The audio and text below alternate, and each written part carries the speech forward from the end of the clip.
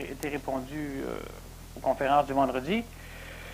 Maintenant, il y a des choses qui sont importantes avec lesquelles je vais commencer. Premièrement, disons que c'est assez important quand on fait certaines choses de savoir quand il faut rire puis quand il faut être sérieux.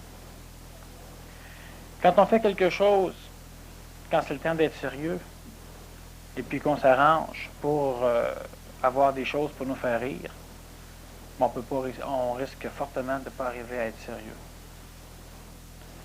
Voyez-vous, la différence entre être sérieux et entre être humoristique ou entre le fait de rire, c'est deux sortes d'énergies totalement différentes qui doivent s'exprimer.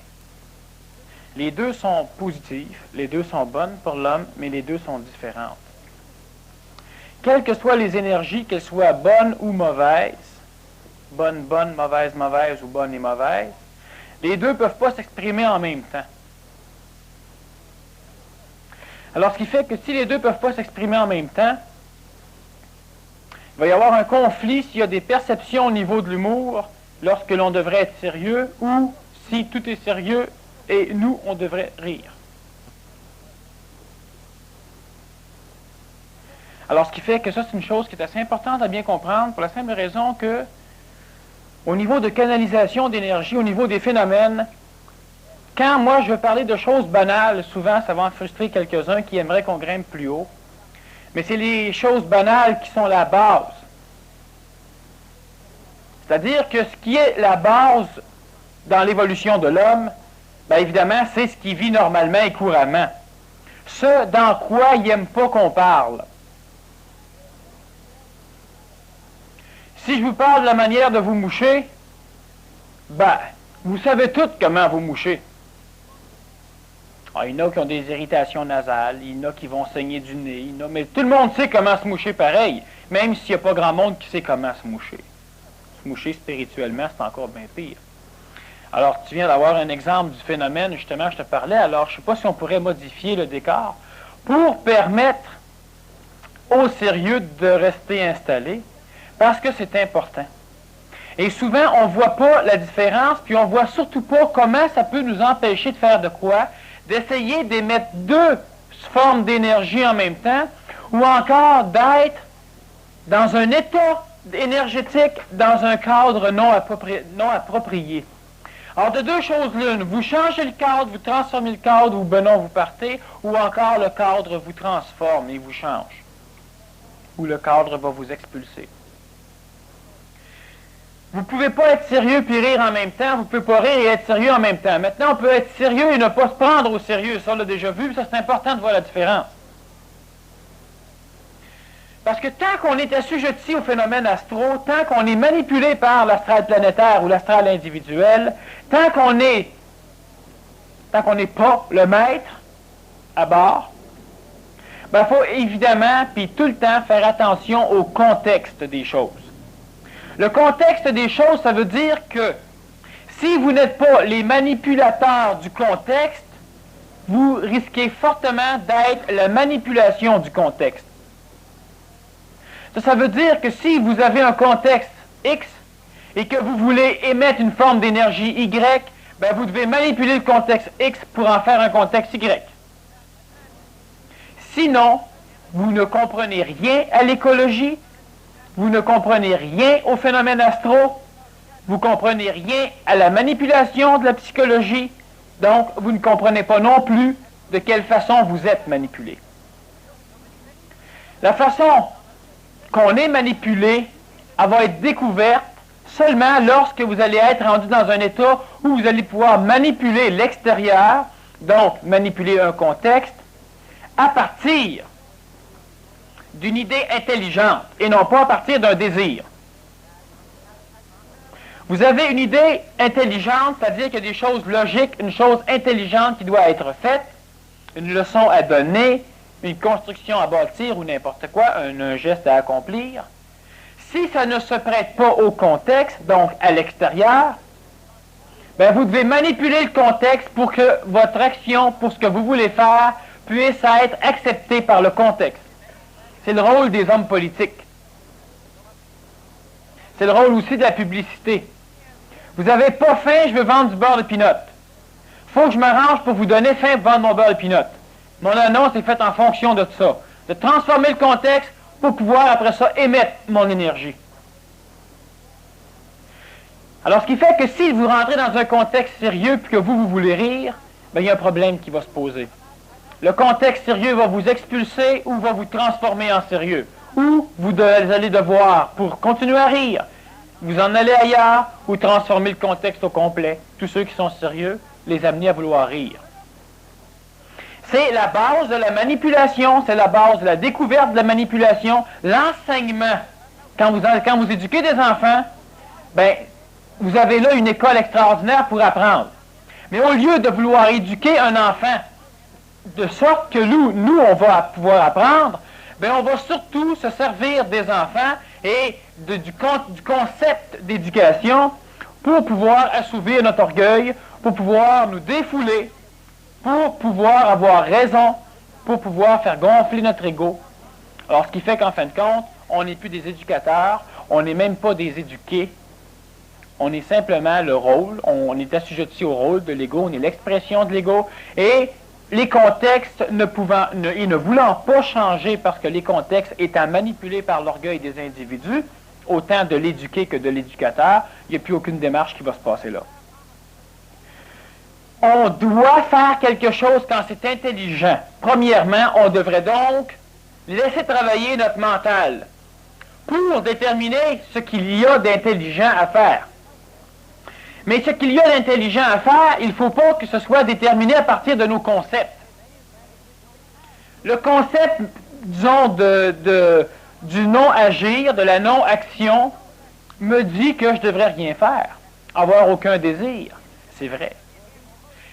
C'est vrai pour un individu qui n'a aucun désir. N'avoir aucun désir, ça ne veut pas dire ne désirer rien. Disons que ça veut dire ça, puis ça ne veut pas dire ça. Parce que moi, je suis dans le non-agir, donc dans le non-désir. Ce qui fait que je ne désire pas vivre. Je ne désire pas aimer. Je ne désire rien de ça. Alors je m'arrose d'essence, puis je me mets le feu. Mais si j'aurais été réellement dans l'état du non-désir, dans l'état du non-agir, donc non assujetti à ma psychologie, donc totalement mental, j'aurais pas désiré non plus me mettre le feu, j'aurais pas désiré mourir, j'aurais pas désiré fuir une vie sans désir, parce que j'aurais été suffisamment conscient pour voir que j'ai continuellement des désirs.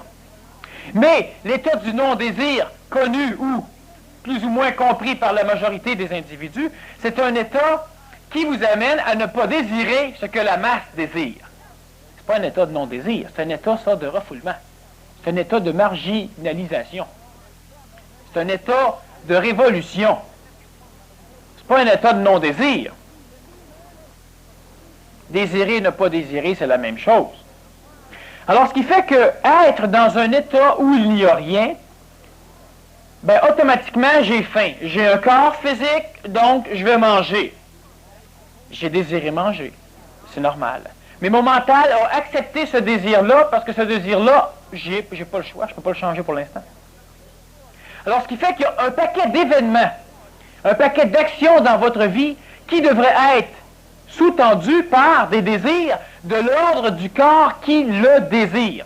On a des désirs de l'ordre du physique parce que le corps physique a des limitations et automatiquement ces limitations-là deviennent ce qu'on appelle un désir. Étant limité, je dois dormir.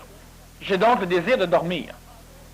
En réalité, c'est une expression de l'ego qui désire ne plus être limité, c'est-à-dire qui désire ne plus être fatigué, qui désire ne plus être soumis à la faim, donc il va manger. Mais ça, c'est un désir que votre corps mental va accepter, parce que c'est un désir intelligent, étant donné que ça ne peut être changé par l'énergie inférieure qui manifeste ce désir-là.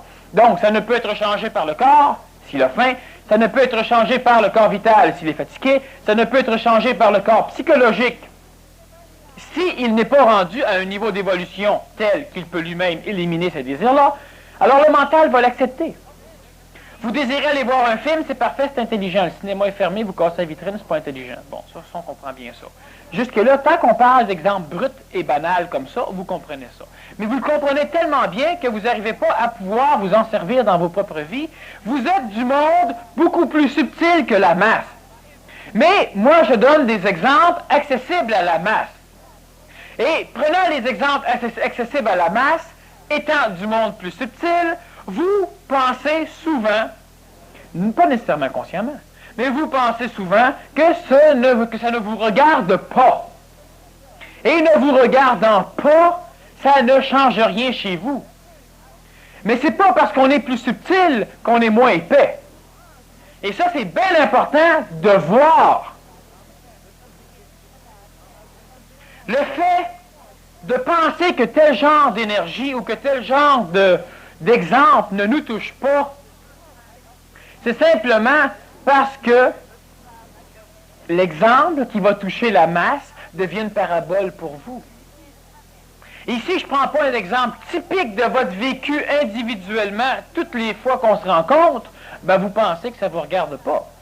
Mais ça devient une parabole. Voyez-vous, il y a eu un temps où on devait donner des paraboles subtiles pour que le monde subtil comprenne. C'est à ceux-là qu'on s'adressait. Et ce monde subtil-là est devenu suffisamment intelligent, du moins on l'a cru, pour pouvoir maintenant s'adresser à la masse, et le monde subtil vont être capables de comprendre la parabole donnée à la masse. Alors, ce qui fait que si moi je parle de certaines formes d'exemples, d'énergie supramentale qui va descendre dans un individu, il va lui donner une mutation psychologique, etc. Ça, vous l'avez entendu souvent. Mais une personne de la masse ne peut pas comprendre. Mais vu que vous êtes supérieur à la masse, ou du moins vu que la majorité le croit, si je m'adresse à la masse, vous devriez être capable de comprendre ce que je leur dis à eux autres, si vous êtes en haut d'eux autres.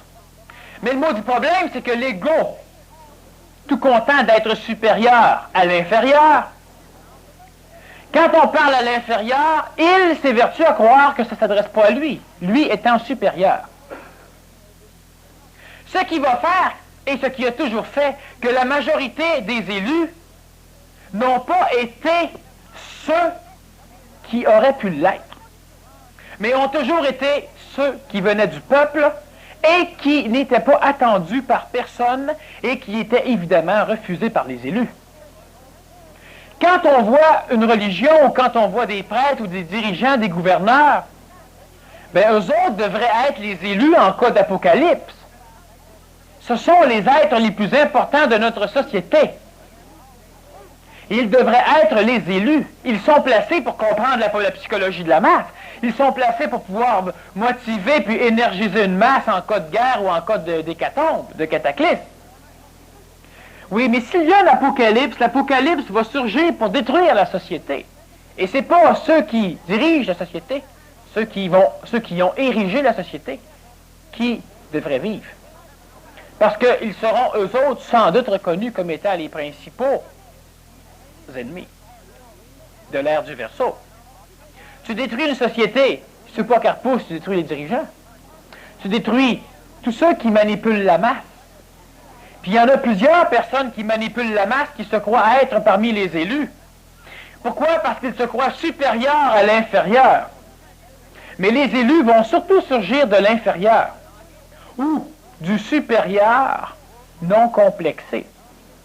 Le supérieur qui ne se croit pas supérieur. Voyez-vous, tous les problèmes que l'homme inférieur, que l'homme de masse, que l'homme épais, donc dense, va vivre, même si nous on subtilise le problème, même si nous on arrive à être plus subtil, bien autant qu'on est dans le cadre dense, nos problèmes sont identiques à la densité des problèmes des autres. Vous ne souffrez plus que votre ami, ou ami sans vous quitte. Mais vous souffrez en maudit de ne pas comprendre un principe, de ne pas comprendre un concept. Êtes-vous différent de la masse? Non. Vous êtes toujours assujetti à la souffrance. Mais si moi je donne un exemple d'un individu qui quitte sa femme ou d'une femme qui quitte son ami, Ben, pour plusieurs individus ici, ça c'est banal. Moi, je souffre plus ça, moi. Moi, ça fait longtemps que j'ai passé ce niveau-là. Ah oui. Mais il y a bien des choses qu'on peut te faire que tu vas souffrir. Tu as le même maudit problème. C'est pas parce que tu transposes ton problème ailleurs, ou que tu le divinises, ou que tu le spiritualises, ou que tu le subtilises, que tu es différent.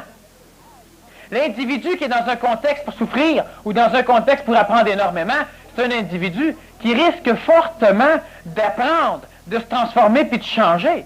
Mais l'individu qui est rendu à un point où dans sa tête, il y a énormément de mots. Il peut dialoguer, il peut divulguer des supposées connaissances, il peut faire énormément de choses. Cet individu-là, qu'est-ce qu'il va pouvoir faire? Ben, plus grand-chose, parce qu'il en sait trop. Puis ça, c'est le problème d'en savoir trop. Aussi cave que ça puisse paraître, à un moment donné, vous allez devoir comprendre. On veut grimper haut, on veut s'accrocher au nuage, mais on ne sait même pas c'est quoi le nuage, puis on ne sait même pas quel outil prendre pour pouvoir se tenir après le nuage. On va se ramasser pas mal bas sous la terre, puis pas mal plus bas que ceux qui sont restés à la surface de la terre, étant donné la hauteur de notre chute. C'est un exemple matériel. Ben oui, mais voyez-le comme il doit être vu. Voyez-vous, si je m'adresse présentement à tous ceux qui m'écoutent présentement, mais qui ne sont pas ici, parce qu'il y a plusieurs individus qui m'écoutent présentement et qui ne sont pas présentement présents dans leur corps physique à l'instant même où je parle, mais qui m'écoutent. Bien, ces individus-là, même chose, peuvent canaliser intellectuellement des formes de connaissances. Ceux qui présentement écoutent ce que je dis, et je m'adresse à ceux qui écoutent, mais qui ne sont pas ici présentement, ou qui n'étaient pas ici présentement, bien, ceux-là risquent beaucoup plus d'avoir des connaissances qui vont les aider à être supérieurs à l'inférieur, tout en restant de beaucoup inférieurs à l'inférieur. C'est très, très important que vous compreniez que vous êtes différent de la masse que parce que vous êtes réceptif à certaines formes de vibration, donc d'énergie, donc d'expression, et que le reste de la masse ne l'est pas encore. Encore. Elle ne l'est pas encore. Le gros problème dans l'évolution de n'importe quel individu, c'est qu'à un moment donné, il tombe beaucoup plus bas qu'il était parti. Ça peut durer un certain temps comme ça peut durer tout le temps. Vous rencontrez un individu, vous vous en allez dans le bois, vous avez un Jeep, vous allez jouer dans le bois avec votre Jeep, vous passez sur des chemins que personne d'autre peut passer avec leur Jeep, vous vous amusez, tout va bien. Vous êtes de ceux qui veulent transmettre une nouvelle forme d'énergie, mais vous ne la rayonnez pas encore, donc vous ne la vivez pas encore. Alors va venir un moment donné où vous avez en tête ce que vous aimeriez faire. Vous aimeriez, par exemple, vous promener en campagne, puis quand vous rencontrez des vieux fermiers, ben, vous et un petit nombre, vous allez lui offrir de l'aider, juste histoire d'apprendre c'est quoi faire les foins. On ne lui dit pas qu'on veut l'aider pour l'aider parce qu'il va refuser, mais si on veut acquérir une expérience, ça, il peut accepter ça, même si ce n'est pas notre réel but. Notre but, c'est simplement de transmettre des connaissances. Alors, le fermier accepte pour une journée ou une demi-journée, on lui dit, nous autres, que juste une heure ou deux, juste voir c'est quoi.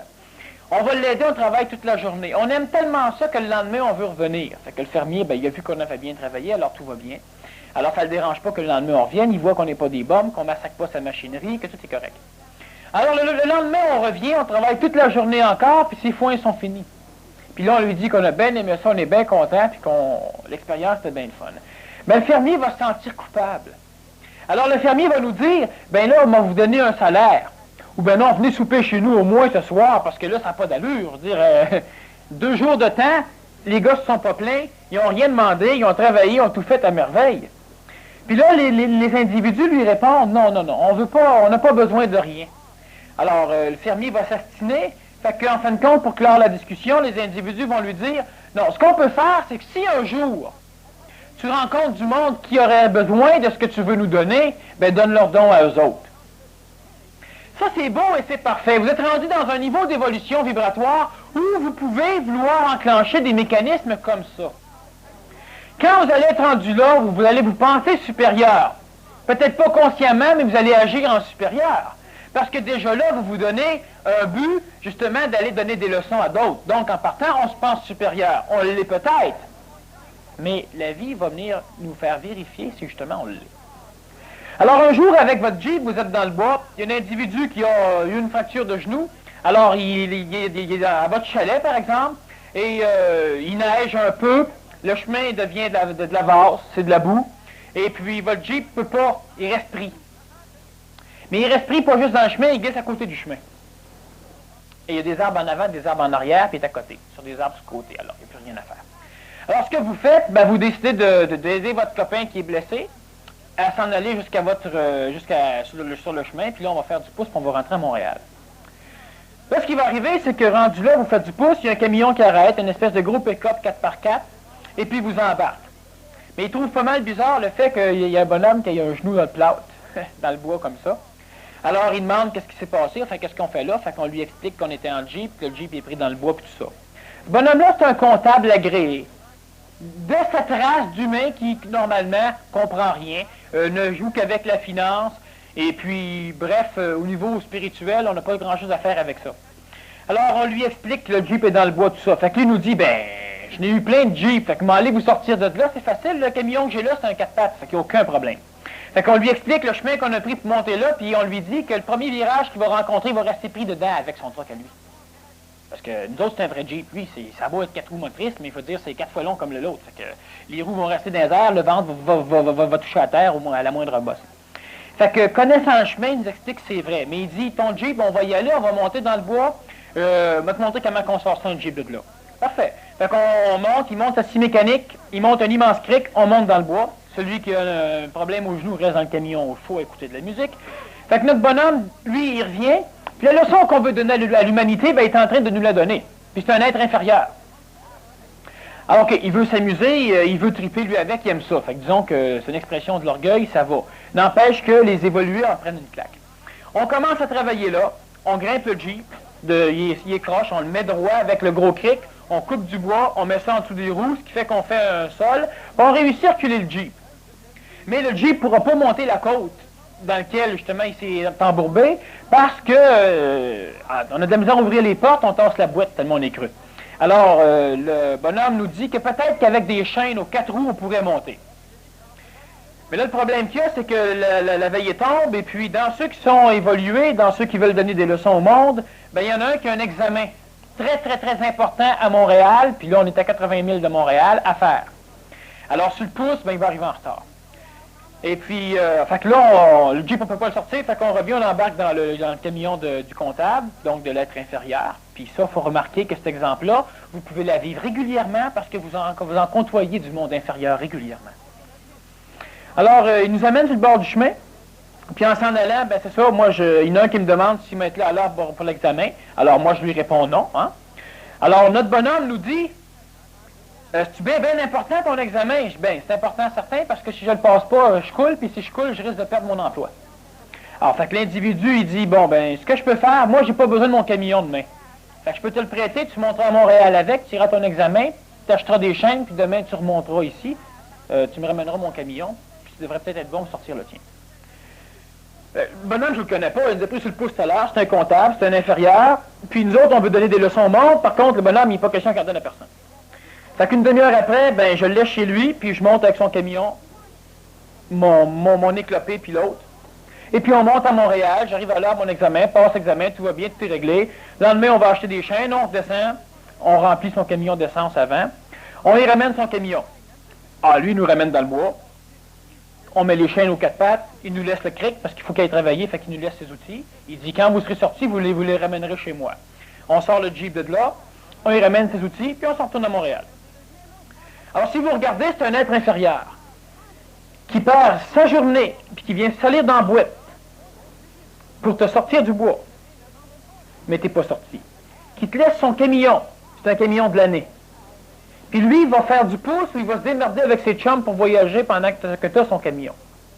Parce que ça a l'air être important, puis parce que physiquement, ou ce que toi tu dégages, ça lui inspire confiance.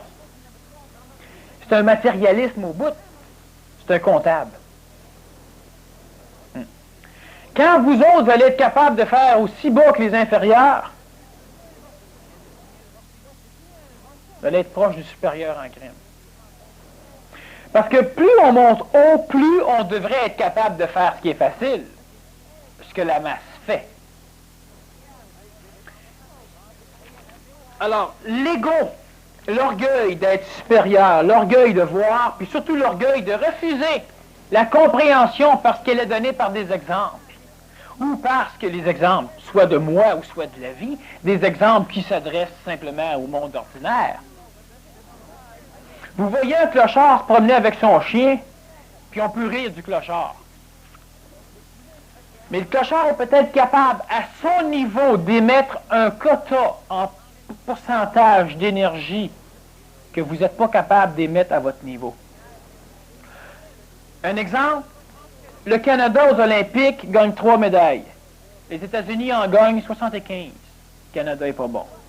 Ça peut être vrai.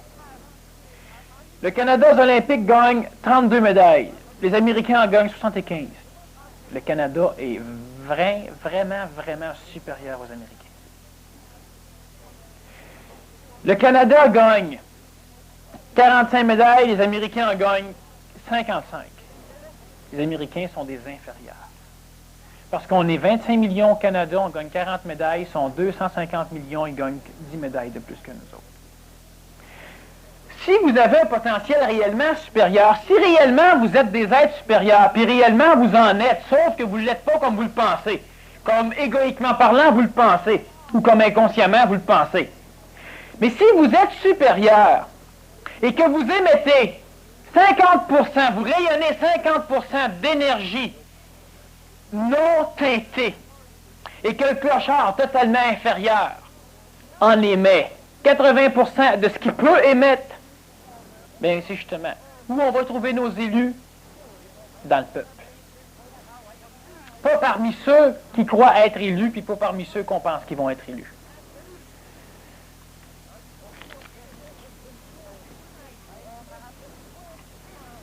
Alors, l'important, et je m'adresse à ceux qui sont ici comme à ceux qui m'entendent et qui ne sont pas ici,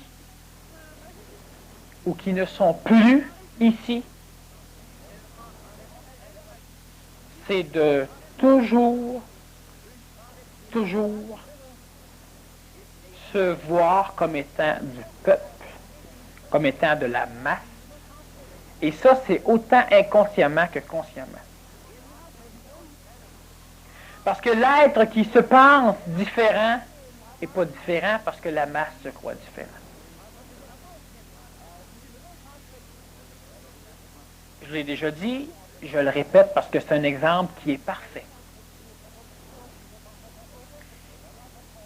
Si vous aimez ceux qui vous aiment, puis que vous n'aimez pas ceux qui vous aiment pas, bien vous êtes des chiens. Parce que le chien aime ceux qui l'aiment, puis le chien n'aime pas ceux qui l'aiment pas. Alors quand on fait comme tout le monde, bien on ne se donne pas des missions. Puis on ne s'imagine pas être différent. L'humilité, vous ne pouvez pas la bâtir. Mais à un moment donné, vous pouvez la rayonner, puis vous pouvez la vivre. L'humilité, c'est l'absence d'orgueil, donc l'absence d'expression de l'ego. Une personne humble qui souffre, une personne humble qui n'est pas libérée de la souffrance, une personne humble qui n'est pas libérée de tout ce qu'on veut se libérer, c'est peut-être un élu. Parce que n'importe quand une leçon arrive, ben, il n'y aura pas les portes de l'orgueil pour fermer ça, pour fermer justement l'entrée de la connaissance à la connaissance. Les contextes, c'est important. Vous êtes ce que vous êtes et vous avez des contextes à l'extérieur de votre corps, donc dans votre vie. Ces contextes-là, ben, si vous pouvez les transformer, parce que c'est intelligent qu'ils soient transformés.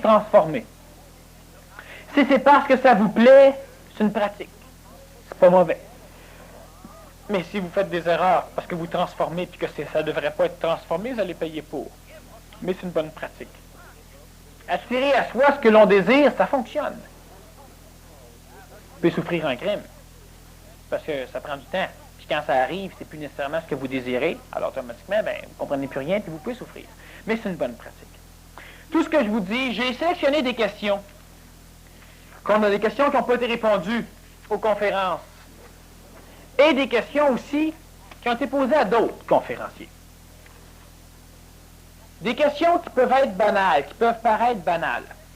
Et j'en ai parlé pas mal. La conférence, la personnalisation du mental.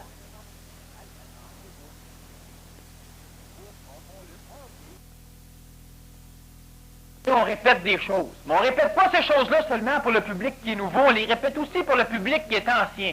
Mais qui est tellement ancien qu'il ne peut plus rien comprendre des choses simples qu'on lui a dit.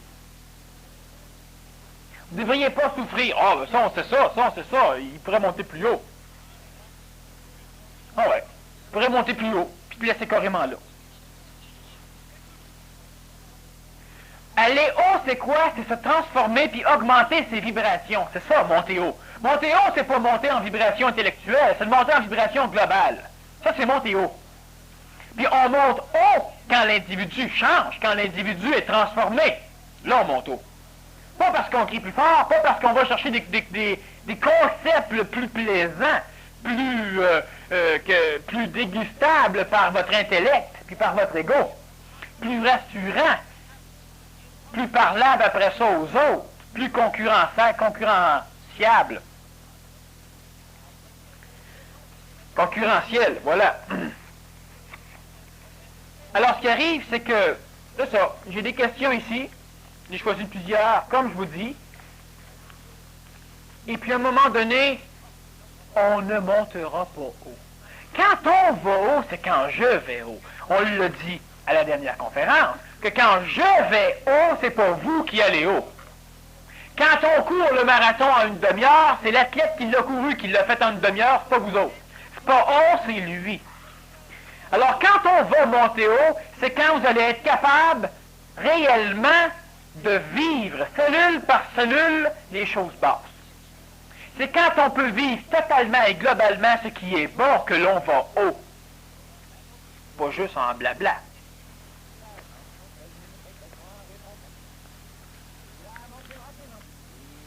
Michel?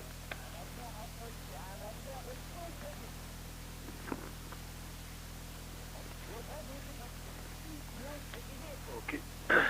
Bonjour.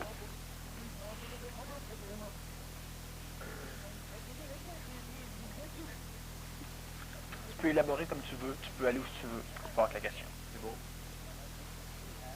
Bon, OK, on va commencer avec celle-là.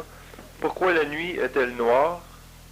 N'est-elle pas sans relation avec l'expansion de l'univers, Gilbert? Pourquoi la nuit est noire? N'est-elle pas en relation avec l'expansion de l'univers? J'ai des questions qui peuvent paraître. Pourquoi la nuit ne serait pas noire?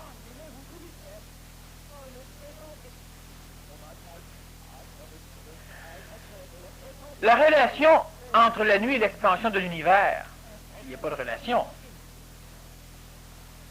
Dans les phénomènes temporalisés, on a automatiquement des choses qui vont plus vite par rapport au temps et des choses qui vont plus lentement. Plus le temps, ou plus le temps va être densifié, plus il va y avoir ralentissement. Et automatiquement, on a un monde pluralitaire. Dans le temps psychologique, il n'y a que un monde dualitaire. Mais dans le phénomène de la matière, où c'est encore plus ralenti, on a une pluralisation des phénomènes. La nuit, c'est noir, elle peut être noire ou elle peut être blanche, claire. Mais dans le domaine de la matière, on peut voir aussi que la nuit, elle est noire, elle est moins noire, elle est moins noire, jusqu'à temps qu'elle devienne un peu claire, un peu plus claire, de plus en plus claire.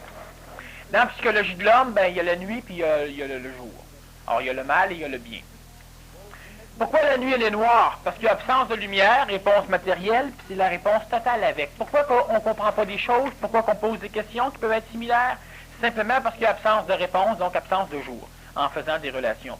L'expansion de l'univers. Mais disons que j'en ai déjà parlé.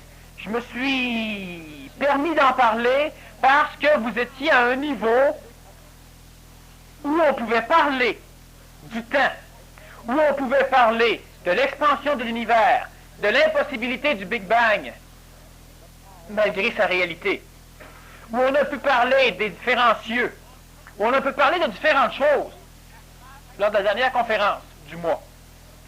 Vous étiez rendu à un niveau suffisamment inférieur pour que moi, je sois obligé de parler de ces choses-là. Choses que vous ne pouvez pas comprendre, choses qui ne pouvaient vous mener à rien, et choses qui ne pouvaient pas vous être utiles. Espérons aujourd'hui que vous êtes à un niveau suffisamment supérieur pour qu'on puisse réellement commencer à monter haut. On va s'attaquer à d'autres phénomènes de question.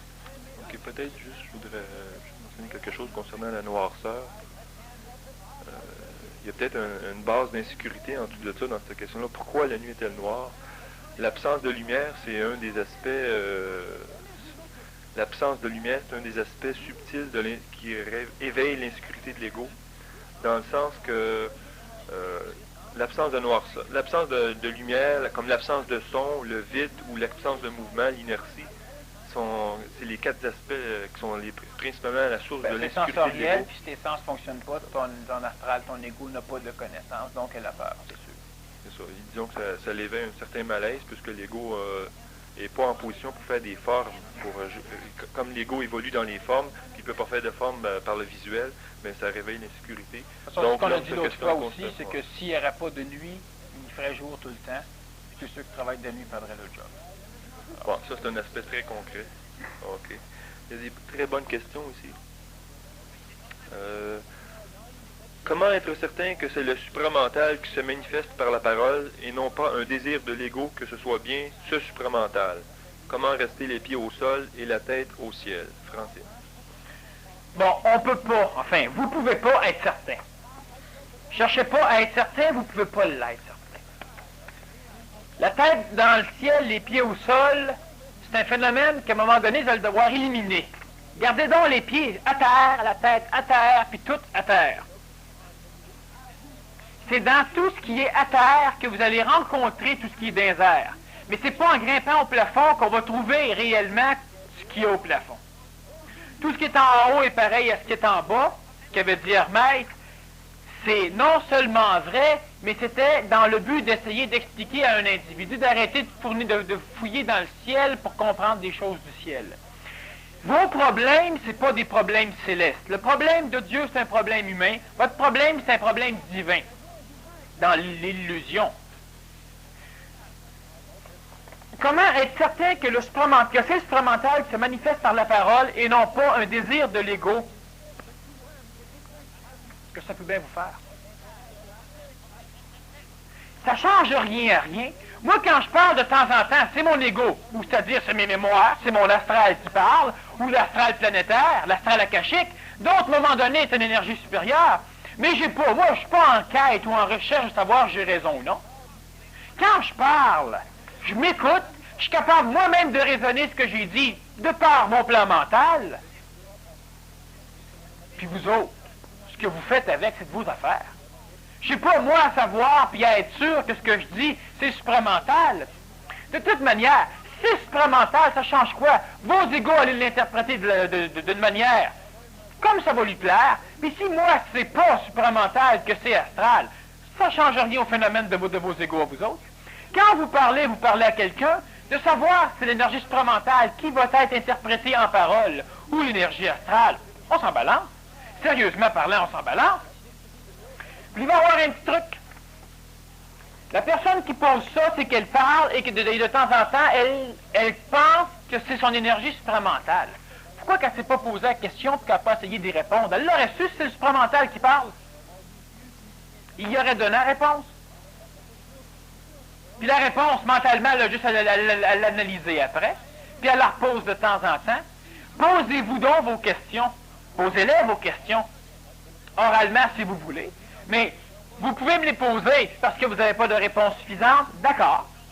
Mais vous allez comprendre vachement mieux si vous autres vous posez vos questions. Est-ce que présentement, moi je parle? Est-ce que présentement, quand je réponds ou quand je parle immédiatement, est-ce que c'est de l'énergie supramentale qui va être transmise ou non? Alors la réponse, non. Pas tout le temps. Parce que l'énergie qui est transmise par ma parole, elle est ajustée par différentes sortes et différentes formes d'ajusteurs de pensée, d'ajusteurs de parole, à tous ceux qui sont présentement ici. Alors, ce qui fait que de temps en temps, certaines formes de transmission peuvent être données par l'énergie supramentale, directement, sans ajustement, parce qu'elle n'est pas dangereuse pour deux raisons. Elle est comprise ou elle ne peut absolument pas être comprise, et elle ne peut pas être déformée par l'auditoire.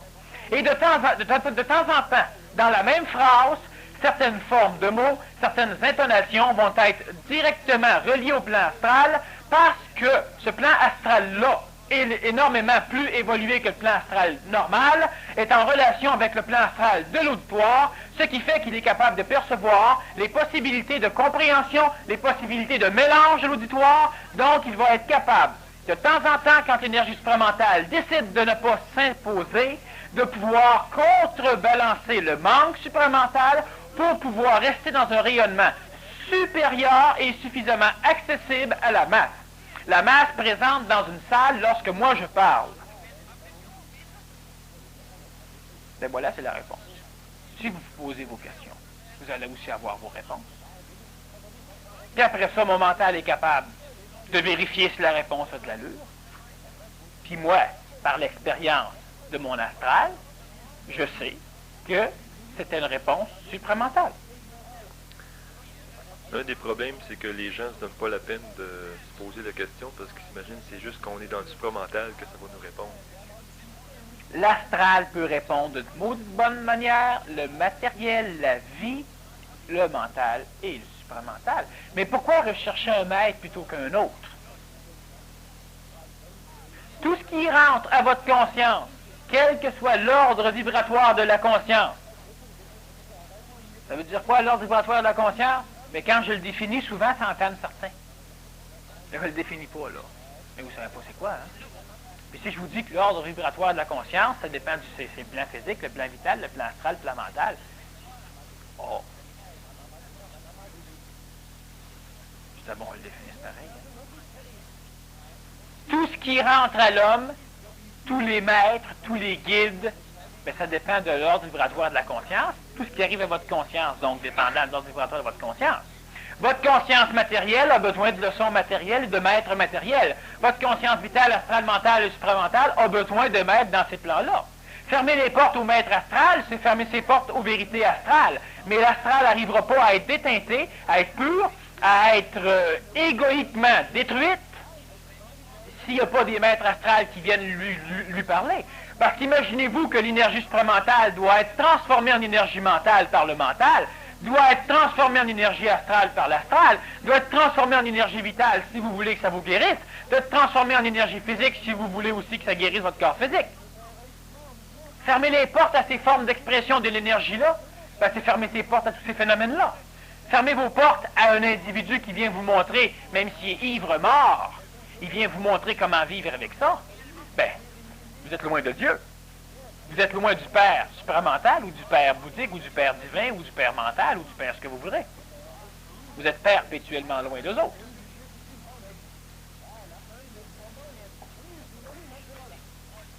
Le phénomène du doute qui rentre souvent en arrière de ça, même si tu poses la question, un élément de réponse arrive, puis tout de suite le doute se met là-dedans. Fait que... Le doute, c'est salutaire, c'est parfait. C'est pour ça que c'est ton mental qui doit l'analyser. Qui va douter? L'astral. L'astral, il n'y a rien à faire dans l'analyse. L'astral, ça vaut rien pour l'analyse. L'astral, c'est de la merde pour l'analyse. Bon. Alors, automatiquement, doutant, l'astral, ben, qui doute, tant mieux. Laissez-le douter, c'est parfait. S'il panique, c'est parce que c'est lui qui contrôle. Parce que s'il panique, il va aussi faire paniquer le corps. Donc, c'est lui qui le contrôle.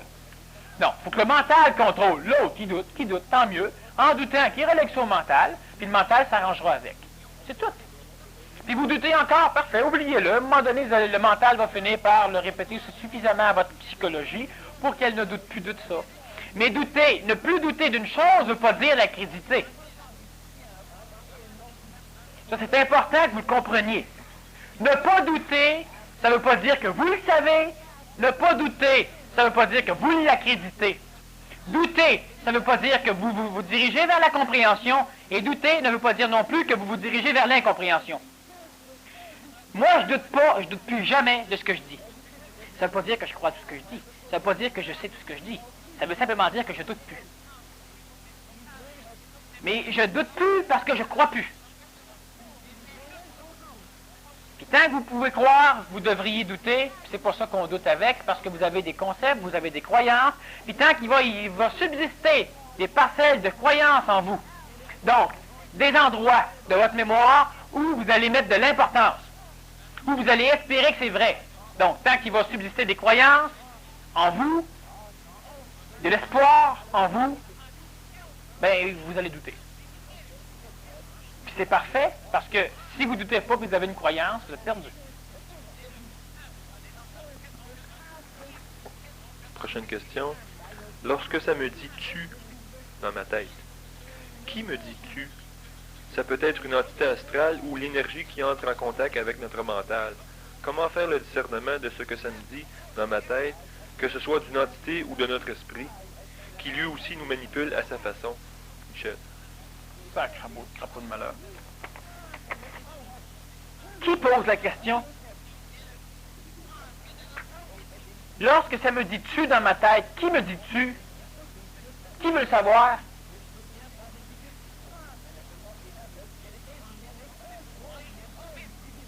Posez-vous des questions, observez ce qui se passe. Lorsque ça me dit « tu » dans ma tête, qui me dit « tu » Ça peut être une entité, qui c'est qui commence à élaborer? Comment faire le discernement? Qui veut faire le discernement? Entre quoi et quoi? De ce que ça me dit dans ma tête. Que ce soit d'une entité ou de notre esprit. Mais c'est notre esprit. C'est qui pose la question? C'est pas l'esprit? C'est pas l'esprit de celui qui pose la question? Le phénomène du question-réponse inclus. Dans l'astral, dans l'ego, il y a plusieurs choses qui viennent former l'ego. Et dans l'âme, il y a en plus les mémoires volatiles. Les esprits, les intelligences. Parce que les intelligences extérieures, une intelligence qui vient vous parler, ça peut être l'astral bas. C'est une intelligence qui vient vous parler. Ça peut être Lucifer, c'est une intelligence qui vient vous parler. Crime, c'est intelligent, il manipule la Terre au complet. Ça peut être votre corps physique, c'est une intelligence avec. D'un ordre matériel, c'est une intelligence. On fait souvent confiance aux intelligences, mais non, on appelle, le moindrement qu'on a un contact, on appelle ça une intelligence. J'ai vu la personne, une personne chère qui était morte hier, elle m'a dit ça telle chose. Je suis sûr que ça a de l'allure. C'est une intelligence qui m'a parlé. L'intelligence astrale qui peut te fourrer comme qui peut t'aider. C'est-tu bon ou c'est pas bon, une intelligence? C'est pas bon. Une intelligence supérieure ou inférieure, c'est pas bon. C'est pas bon tant que mentalement parlant, tu peux pas toi-même être ta propre intelligence pour pouvoir déterminer de par toi-même ce qui va. Hey, imaginez-vous qu'on fait tous confiance à l'ajusteur de pensée. C'est la mode. Alors, l'énergie descend et est ajustée par l'ajusteur de pensée, ce qui fait qu'on n'a pas à s'en faire. Mais imaginez-vous donc qu'à un moment donné, ce fichu ajusteur-là, il ferait défaut. Puis ce qui arrive des fois, ça se fait. Un ajusteur de pensée qui n'est pas apte à faire son rôle. Mais si votre mental, si vous n'avez pas votre propre intelligence,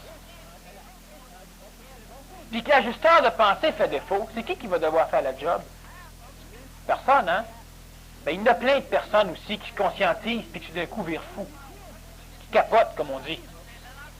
Les ajusteurs de pensée, il y en a de plus en plus sur la planète Terre qui sont réellement en harmonie vibratoire, en début, en tout cas, d'harmonie vibratoire entre le plan mental et le plan supramental. Mais ils ne sont pas tous expérimentés. Ça veut dire quoi? On s'en fout, vous ne pourrez pas comprendre ça. Mais comprenez au moins une chose, c'est qu'ils ne sont pas tous expérimentés, donc il y en a là-dedans qui vont pouvoir faillir à leur tâche. Qui vont être incapables de pouvoir ajuster une descente d'énergie supramentale de façon à ce qu'elle ne vienne pas brûler vos neurones, former des contacts qui vont être faux. L'énergie supramentale a comme premier rôle dans l'énergie intellectuelle, donc début mental, Le premier rôle de l'énergie supramentale, par l'intermédiaire de l'ajusteur de pensée, ça va être de formater votre plan mental, donc votre intellect. C'est-à-dire de détruire complètement votre intellect, de détruire complètement toutes les programmations inhérentes à votre intellect, programmations qui ont été bâties par l'astral, de détruire, d'effacer, de faire un lavage de cerveau total et global dans votre intellect. Et après, lui-même, l'énergie supramentale, par l'intermédiaire de l'ajusteur de pensée, va être capable de placer de nouveaux programmes. Des programmes 150 milliards de fois plus rapides, des programmes 150 fois milliards plus adéquats au contexte dans lequel vous allez être placé. Mais si votre ajusteur de pensée fait défaut, si les intelligences qui viennent vous parler ou qui vous habitent ou qui vous manipulent ou n'importe quoi font défaut, si votre ange gardien fait défaut, vous devenez des petits bébés tout nus qui viennent de naître, qu'on met dans la jungle puis qui meurent au bout d'une demi-heure. Parce que pas capable d'être fonctionnel de par lui-même. Ce que vous devenez va à peine être supérieur. Vous devez avoir votre propre intelligence. Et cette intelligence-là, c'est la seule qui va pouvoir vous guider. C'est la seule qui va pouvoir vous mener. C'est la seule. Elle va être formée de choses logiques. C'est tout. Vous ne pouvez pas être teinté de ce que je dis, ou d'être teinté de ce que n'importe qui va dire, ou d'être teinté d'un événement ou de rien. Parce que vous avez un début mental qui va analyser. Ça n'a pas d'allure, on s'en fout. Ça a de l'allure, on s'en fout aussi. Quand c'est utile, tu t'en sers. Quand c'est pas utile, tu t'en sers pas. C'est juste là. Juste là. Que peut être pratique dans le vie, dans l'état d'être ici et maintenant, des phénomènes expérientiels. Quand vous en avez besoin, servez-vous-en. Si vous êtes teinté lorsque vous en avez besoin, c'est que votre mental n'est pas suffisamment développé pour pouvoir empêcher la manipulation de l'astral. Mais si on s'en fout, observez-le. Juste l'observation du mental finit par développer un réflexe mental dans le mental qui finit par lui dire, regarde, tu fais ça encore, mais ça n'a pas d'allure, c'est pas logique, c'est pas mathématique. Il se fait dominer pareil. Puis à force de vivre le fait que c'est illogique, à un moment donné, il l'interdit à l'astral. Donc, l'observation développe le plan mental et développe le maître mental sur l'astral. Les intelligences, ça veut simplement dire que celle-là, dans le cadre planétaire, selon la vision de l'homme, une volonté. C'est ça une intelligence, elle a une volonté. Une volonté, on l'a déjà vu, c'est l'expression de l'énergie. Vous faites la volonté du Père quand vous exprimez la volonté du Père. Vous faites la volonté du Père mental ou du Père astral quand vous exprimez ça. Mais l'intelligence aberrée de l'astral, puis je l'ai déjà dit souvent que l'astral avait une intelligence, mais aberrée. Donc, inférieure comparativement au mental.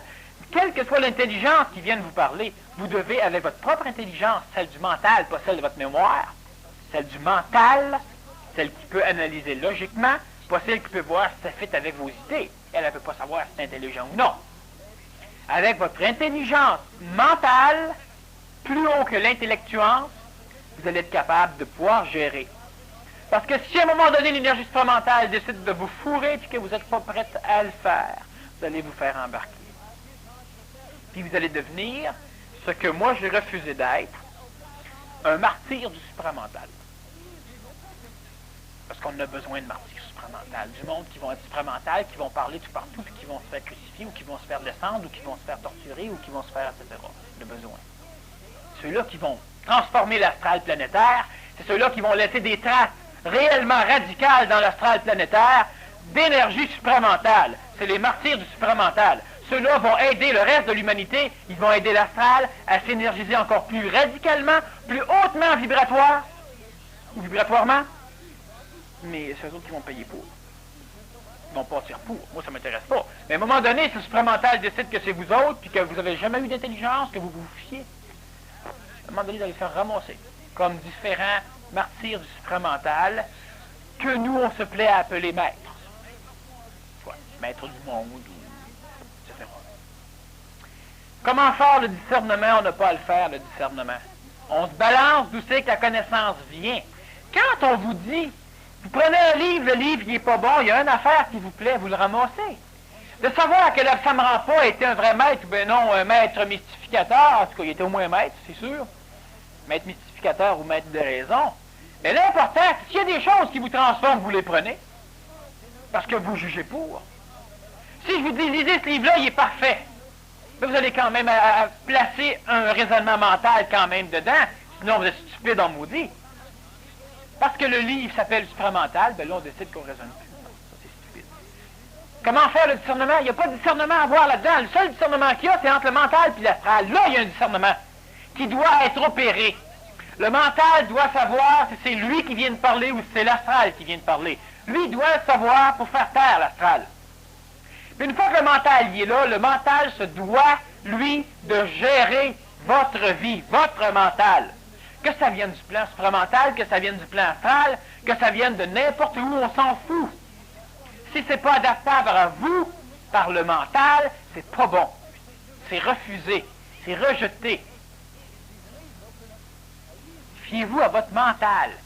Qui ça? Le mental. Ben, fie-toi à toi. À rien d'autre.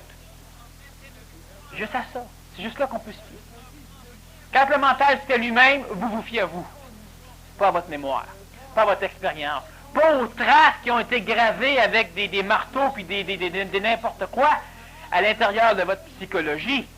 C'est quoi ces traces-là? Ben, c'est toutes les souffrances que vous avez vécues. Puis toutes les jouissances que vous avez vécues. Ça, c'est des traces. C'est pour ça votre intelligence. L'intelligence ne trouve rien de beau. Il trouve ce que c'est, c'est tout. Alors ça, c'est très important. Discernement entre l'astral et le mental, bien important. On le répète souvent, hein? Ça devient tannant, hein? Ouais, vous ne l'avez pas non plus, vous cherchez le discernement entre le supramental et le mental. Non. Que ça vienne de n'importe où après, ça n'a plus d'importance, on est capable d'être le maître. À un moment donné, je lui ai dit, le mental va être le pire ennemi du supramental, puis le mental va être le pire ennemi de votre évolution. Le mental va jouer le même maudit rôle que l'astral joue présentement. Vous empêcher d'évoluer. Mais c'est l'astral qui crée le mental. C'est le mental qui va amener l'énergie supramentale à l'homme. Il faut qu'on ait un mental suffisamment puissant pour le faire. Comme il a fallu un astral suffisamment énergisé pour le permettre. Maintenant, l'astral, c'est un problème. Ça a été notre sauveur. Le mental, pensez pas le détruire tout de suite. Vous ne serez jamais sauvé. Le sauveur, on le détruira après, quand on aura plus besoin de lui. C'est pas égoïste, c'est intelligent. Je pense qu'on va prendre un break. Petit repos, et on revient après, la deuxième partie de la conférence.